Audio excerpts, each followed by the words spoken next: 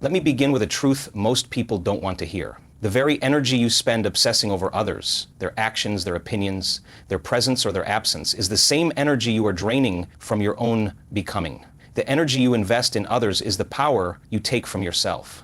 Now that may sound simple, but in the quantum model, energy is everything. Your thoughts, your emotions, your attention, they are literal currents of power. And wherever your attention goes, your energy flows. So when you fixate on someone else, on their actions, their approval, their betrayal, their return, you are giving them your most precious currency, your life force. Let me give you a metaphor. Imagine you are holding a flashlight in a dark cave. The beam is your energy. You can choose to shine it inward, illuminating the path of your own healing, your creativity, your growth, or you can turn it outward, scanning the cave walls endlessly, searching for someone who isn't there or who won't meet your gaze. And the more you search for them in that darkness, the less you see of yourself. That's what happens when you give your light away. In my own experience, I found that every time I was emotionally entangled in someone else's behavior, I wasn't truly present with myself. I wasn't tending to the parts of me that were still afraid. I wasn't listening to the voice of my future self. I was living reactively, bound to their choices, their timing, their perception of me. And that's not freedom. That's energetic captivity. But here's the truth most people miss. You don't need closure from someone else to reclaim your energy. You don't need an apology. You don't need validation. You need a decision. The decision to stop bleeding your power into a story that's no longer serving your evolution. Because the moment you decide, I will no longer outsource my worth, you begin pulling that energy back. You start to restore your own frequency. And when that happens, something incredible begins to unfold. You start to remember who you were before you made their presence the center of your emotional universe. Every time you think about them with pain, every time you wonder if they're thinking about you, you're creating a neurological loop. And the body doesn't know the difference between memory and reality. It keeps firing the same emotional signature.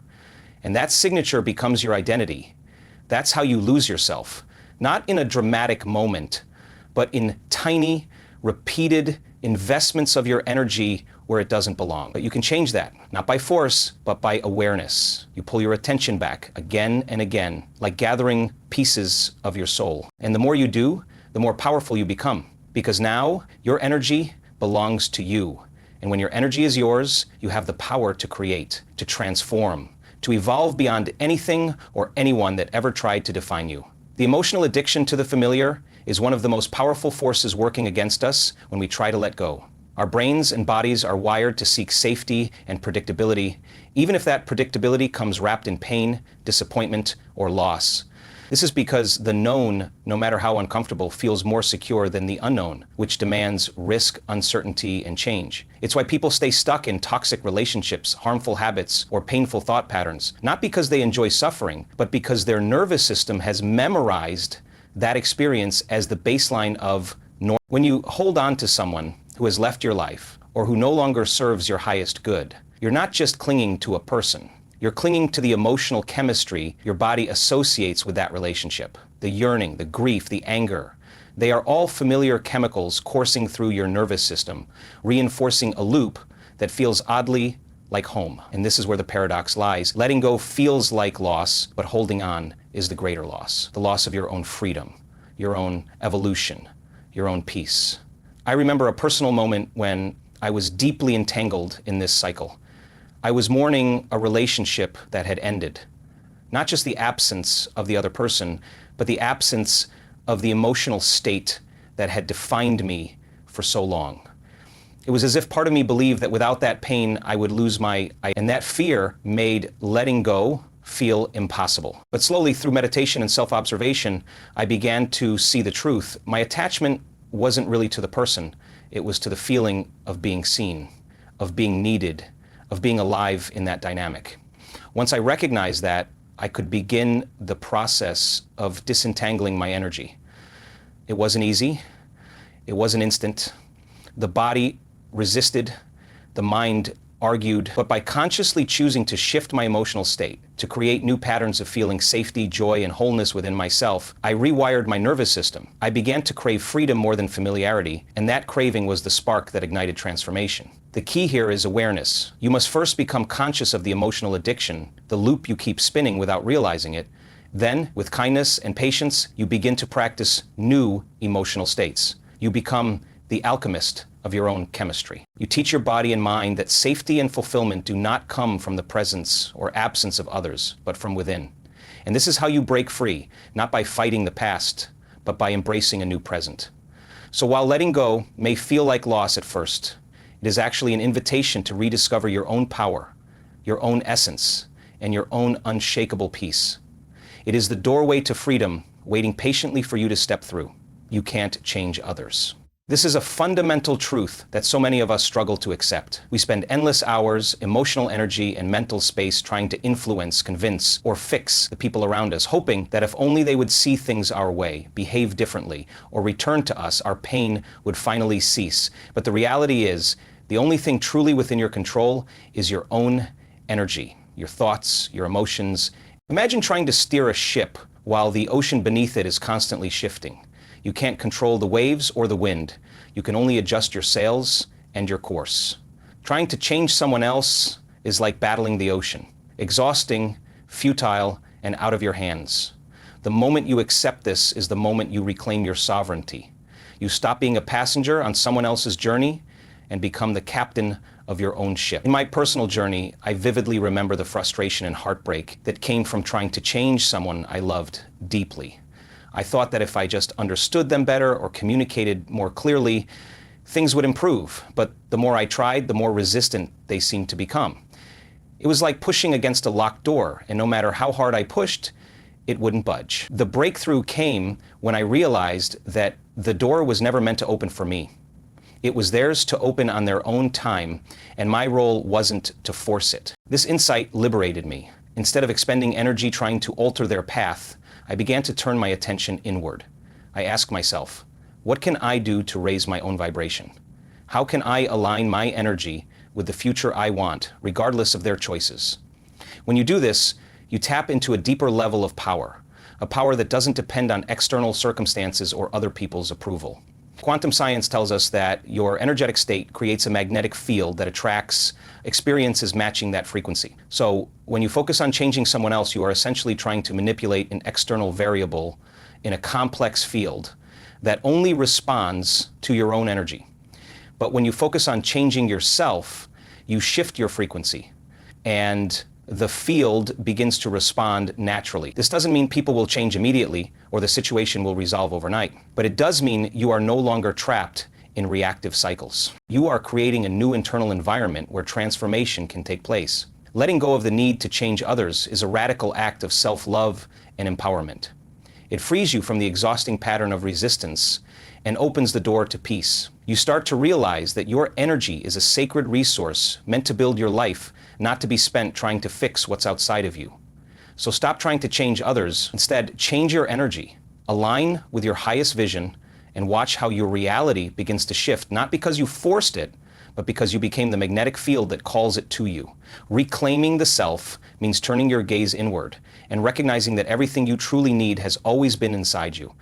It's the process of peeling back the layers of expectation, judgment, and dependency that society, relationships, and past experiences have wrapped around you. When you focus on yourself, you are not being selfish, you are being whole. You are restoring the connection to your essence, the source of your creativity, your joy, and your resilience. In the moments I've spent in quiet meditation or deep reflection, I've come face to face with parts of myself I had long ignored. The fears, the hopes, the untapped potential. It's like discovering a hidden garden within, overgrown yet fertile, waiting for the attention and care that only you can give. When you begin to nurture that garden, something magical happens. The weeds of self-doubt and pain start to recede, and the flowers of confidence and peace bloom. This process is not about instant transformation, it's a gentle but persistent reclaiming. Every time you choose to pause and listen to your inner voice, instead of reacting to external drama, you build new neural pathways that support your wholeness. Every time you act from your values instead of others' expectations, you strengthen your identity. And every time you forgive yourself for past mistakes instead of punishing yourself, you release trapped energy that can now flow freely. Reclaiming yourself also means setting boundaries, not to isolate, but to protect your energy and honor your growth. It means learning to say no without guilt, to prioritize your needs without shame, and to create space for your healing without apology. This is how you rebuild trust with yourself. And when you trust yourself, you stop looking for others to validate your worth or complete your story. Imagine your energy as a precious resource, like sunlight that nourishes a plant. If you scatter your light trying to grow someone else's garden, you'll find your own wilting. But when you focus that light on yourself, you grow tall and strong, able to withstand storms and flourish in ways you never thought possible. So reclaiming the self is not just a step in healing, it is the foundation of a new life. It is the declaration that your existence matters, that your growth matters, and that your happiness matters. It is the conscious choice to be the artist of your own soul's masterpiece, rather than a spectator in someone else's story. When you focus on yourself in this way, you become magnetic, not because you need others, but because you embody a vibrancy and authenticity that naturally draws people and opportunities aligned with your highest good. You become a living example of what it means to be whole, to be free, and to be truly alive. Creating from wholeness, not wounds, is a transformative shift in how we engage with life and ourselves. For too long, many of us have been conditioned to believe that our pain, our past hurts, or our brokenness define who we are and how we move forward. But what if I told you that the source of true creation comes not from trying to fix what's broken, but from stepping fully into the energy of your own completeness? In my own life, I've seen how easy it is to fall into the trap of using pain as a kind of fuel, trying to prove something to ourselves or others through struggle, hoping that someday the wounds will heal enough to let us be happy. Yet this approach keeps us locked in a cycle of lack and reactivity. The body remembers the pain, the mind replays the stories, and we keep trying to build a future on the shaky foundation of past suffering. Creating from wholeness means something radically different. It means recognizing that even with scars and setbacks, you are already whole, complete, and enough. This wholeness is an energetic state, a frequency of acceptance, presence, and self-love that radiates from deep within you. When you begin to create from this space, you no longer seek to fill a void or escape pain. Instead, you generate from a place of abundance and empowerment. I remember teaching a workshop where a participant shared her struggle with letting go of a relationship that had deeply hurt her. As we worked through meditations and visualizations, she was able to connect to the feeling of being whole without that relationship. Her entire energy shifted, her body relaxed, her face softened, and her posture opened. That moment was a breakthrough. Not because her circumstances changed immediately, but because she stepped into a new energetic reality.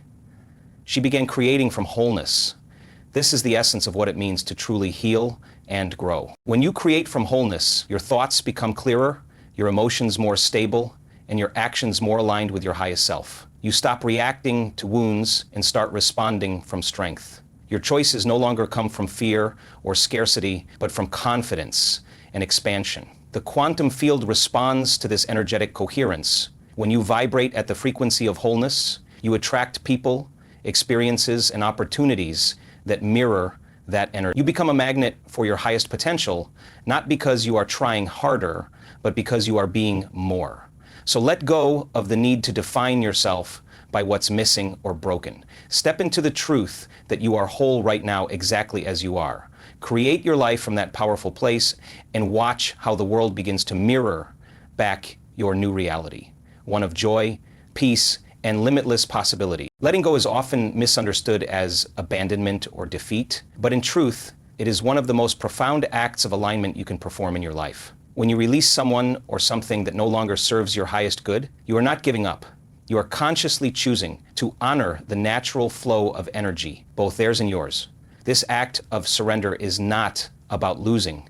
It is about gaining clarity, space, and freedom to move toward your authentic path. In my own experience, I struggled deeply with the concept of letting go. I thought that holding on was a sign of love, loyalty, or commitment. But I came to see that holding on tightly to something out of fear or habit actually blocks the very love and growth we seek. It creates resistance, like trying to hold water in your hands. It slips through, no matter how tight your grip. But when you open your hands, when you release, you create the opportunity for new energy to flow in. Letting go is a form of energetic realignment. It's a way of saying to the universe, I trust that what is meant for me will come in its perfect time, and I am willing to release what no longer fits. This is a declaration of faith, not in others, but in yourself and the intelligence of life itself. It is a radical act of self-respect, acknowledging that your peace and growth are worth more than clinging to familiar pain or uncertainty. When you let go with this intention, you create a powerful shift in your internal landscape. The tension and resistance that once held you hostage begin to dissolve. Your nervous system calms, your heart opens. You reclaim the energy that was bound up in struggle and redirect it toward your own healing and evolution. This shift is subtle yet profound, like the moment when dawn breaks and the darkness retreats. The energy you release doesn't vanish into emptiness. It transforms and returns to you in unexpected ways. When you align with this flow, you begin to attract relationships, opportunities, and experiences that resonate with your true self. You become a beacon of alignment, and the universe responds in kind. Letting go is not the end of your story. It is the start of a new chapter, written from clarity, purpose, and love. It's the pathway to embodying your highest potential and living with an open heart and an empowered spirit. So, when you find yourself holding on to what weighs you down, remember, letting go is not abandonment. It is alignment, it is freedom, it is the ultimate act of love for yourself and for the life you are meant to live. When you truly focus on yourself, something extraordinary begins to happen. You become magnetic. This magnetism isn't about being loud or constantly seeking attention. It's the quiet, powerful energy of alignment that radiates from within. People start to feel your shift before they even understand it. You begin to attract not just anyone, but the right ones. Those who recognize your light because it matches their own. Opportunities start showing up not out of coincidence, but because you've become a match to them. This is the physics of energy. When you focus on your growth, your healing, your peace, you raise your frequency. And everything that aligns with that frequency, people, circumstances, breakthroughs, begins to orbit in your field like planets drawn to a sun. Not because you chase them, but because your energy speaks louder than words ever could. I remember a moment in my own life when I stopped trying to prove myself, stopped trying to be chosen, and instead chose myself fully. I committed to showing up for me, to meditate when I didn't feel like it, to write when I doubted my voice, to walk away when something drained my spirit. And the shift was undeniable. Relationships that once consumed me faded naturally, effortlessly. New people entered my life, authentic, aligned, full of integrity. I didn't have to explain my worth anymore. I simply became it.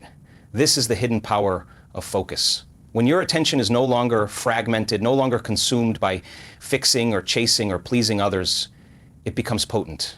Like a laser, your focus pierces through distractions and creates momentum. It's not about isolation, it's about integration. You're not cutting people off, you're calling yourself back.